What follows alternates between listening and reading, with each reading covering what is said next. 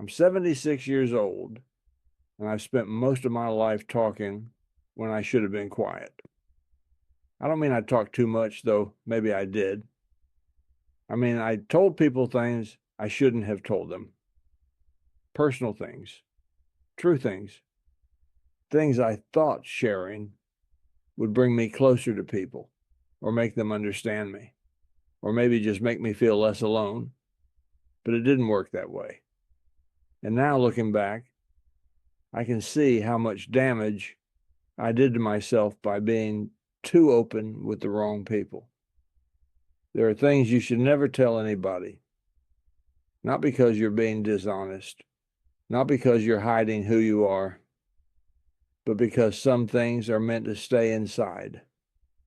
Because not everyone deserves to know everything about you. Because people will use what you tell them in ways you never expected. I learned this the hard way, over decades, through friendships that ended, through trusts that got broken, through words I can't take back. I'm going to tell you about 5 things I wish I'd kept to myself. Maybe you'll recognize yourself in some of this. Maybe you'll see mistakes you're making right now. I hope you do, because I can't undo what I did, but maybe you can avoid doing the same.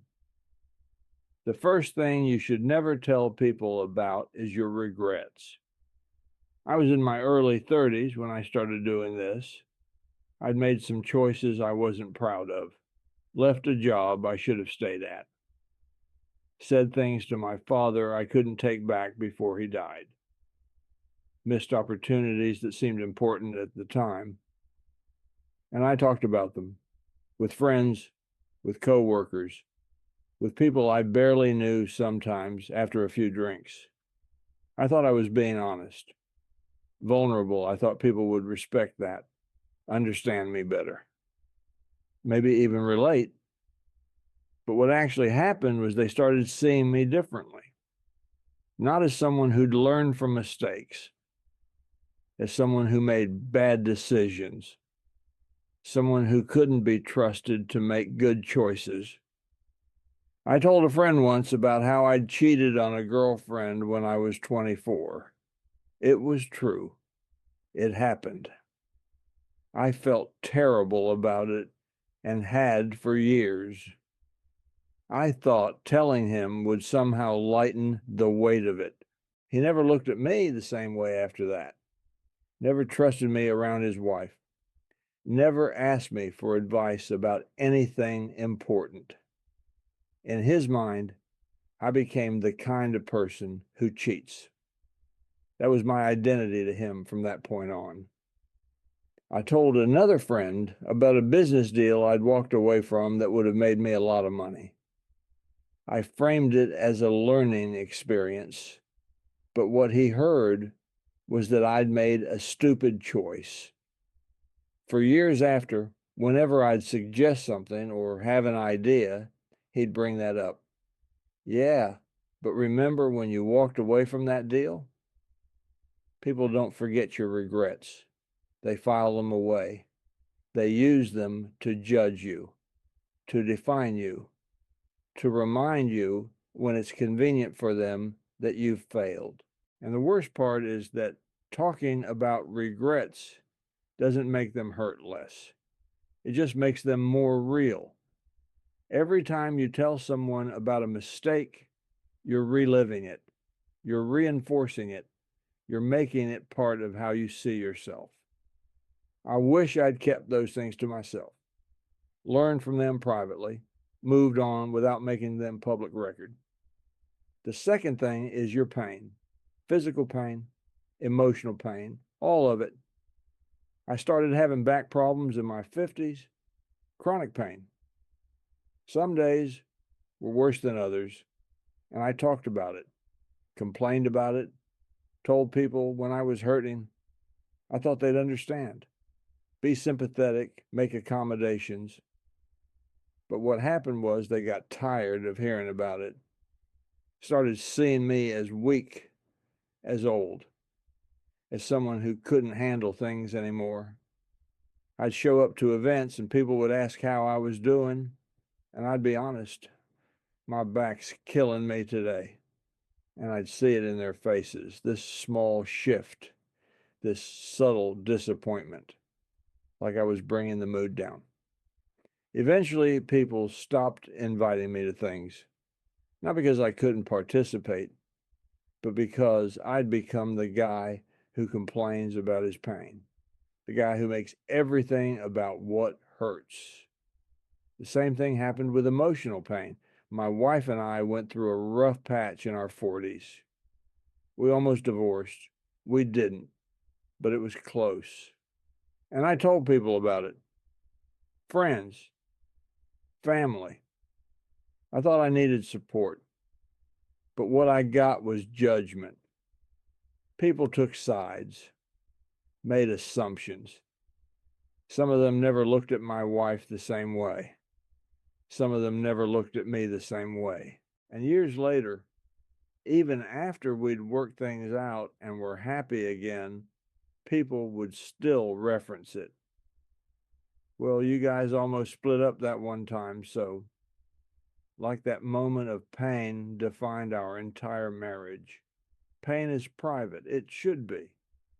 You can share it with the people closest to you, the ones who truly need to know, but everyone else doesn't need to hear about it. They can't help you anyway. They can only use it to see you as damaged. The third thing is your resentments. I've resented a lot of people in my life. Some of them deserved it. Some of them probably didn't. But I made the mistake of telling other people about those resentments. I complained about a coworker who got a promotion I thought should have been mine. Tell friends about a brother-in-law who I felt was taking advantage of my sister. Talk about neighbors who were loud or inconsiderate. I thought I was just venting, getting things off my chest. And maybe that's all it was in my head. But what actually happened was it created gossip, drama. People would repeat what I said, or they'd confront the person I resented, or they'd avoid certain people at gatherings because they knew I didn't like them. It made things worse, always, every single time. And it made me look petty, small, like someone who couldn't let things go. There was a guy I worked with for 15 years. We didn't get along.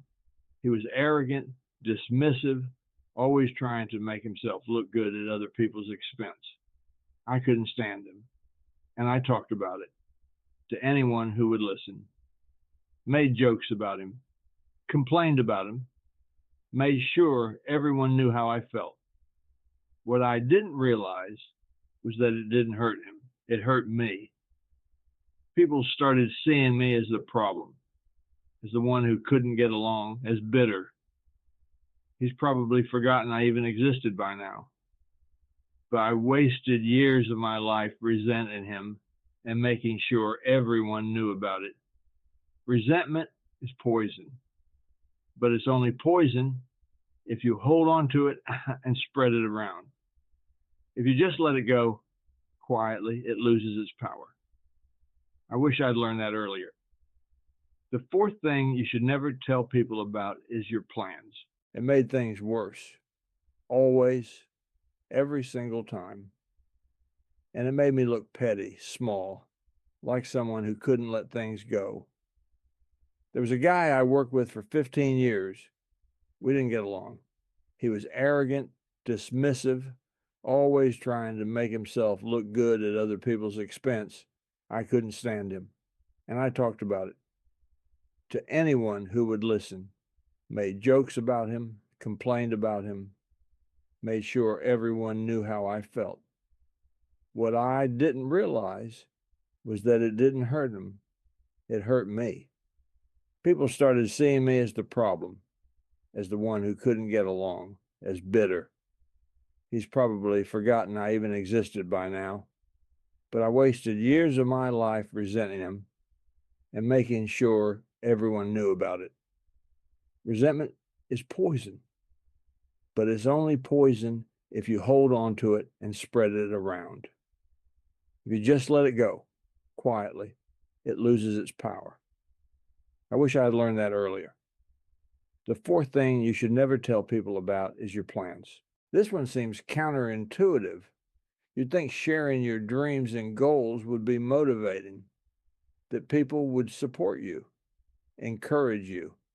Sometimes they do, but more often they don't. I was 62 when I decided I wanted to write a book. I'd been thinking about it for years, had stories I wanted to tell, things I wanted to say. And I told people, friends, family, co-workers before I retired. Most of them were polite, said it sounded nice, but I could see it in their faces, this skepticism, this doubt. Some of them said it outright. You're going to write a book at your age? Do you know how hard that is? Others were more subtle. That's a big project. Are you sure you have the time, the energy? I started the book, got about 50 pages in, then stopped. Because every time I sat down to write, I'd hear their voices, their doubts, their skepticism. I never finished it. I should have just kept it to myself, worked on it quietly. Finished it or didn't finish it without anyone's opinion weighing on me. The same thing happened with smaller things. I'd mention wanting to travel somewhere or learn something new or try a new hobby, and people would find reasons why it wouldn't work, why I shouldn't bother, why I'd fail. Not because they were malicious, just because people are used to their own limitations and they project them onto you. When you tell people your plans, you give them the power to discourage you. And even if they don't mean to, they often will. Keep your dreams quiet. Work on them in private. And when you succeed, then you can share. The surprise will be better than any encouragement they might have given you. The fifth thing, and this is the most important, is your finances. Never tell people how much money you have, how much you make, how much you saved, what you inherited, what you own. I made this mistake in my 60s. I sold a property I'd owned for 30 years, made a decent profit. Wasn't rich, but I was comfortable. More comfortable than I'd been in a long time. And I mentioned it to a few people, just in passing, didn't think it was a big deal. But suddenly, people I hadn't heard from in years started reaching out.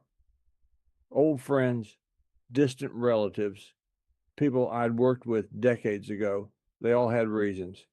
Needed help with a down payment, had a business opportunity, just needed to borrow a little to get through a tough month. At first, I helped, lent money to a cousin, gave some to a friend who was struggling. I thought I was being generous, doing the right thing, but it never stopped. And the people I helped didn't pay me back, didn't even seem to remember they owed me anything. And when I stopped giving, they got angry, accused me of being selfish, of forgetting where I came from.